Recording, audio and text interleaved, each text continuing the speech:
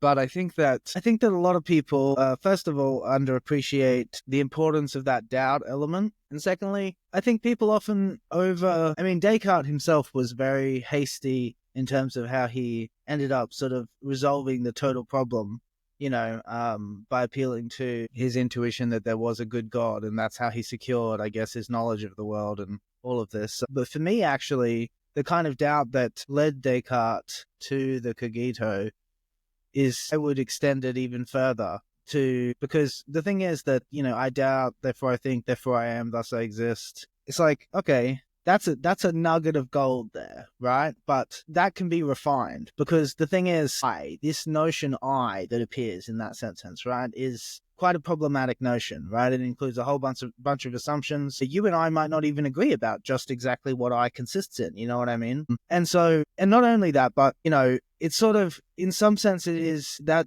terminology is, if we take seriously the demon hypothesis that he's responding to, in some sense that I notion is in thrall to, the whole illusion, you know what I mean? Like what you would think of as the I, if in fact everything is deception, is going to be very different, in fact, to what actually, is real or is true or whatever, or is the true nature of your role in things. And so for me, I prefer to settle on, something more general, which is, well, just, I doubt, therefore I think, therefore I am, therefore I can be certain that something exists, right? No matter what, there is something which is true. That much is secured, I think. And then the question just becomes, what is the nature of that something? And so then I sort of start, it just goes back to that thing about, you have to start with what is the most secure epistemic foundation. And I think that is the cogito. But what, I guess, for me, it's like, okay, so what are the kind of assumptions that go into the cogito,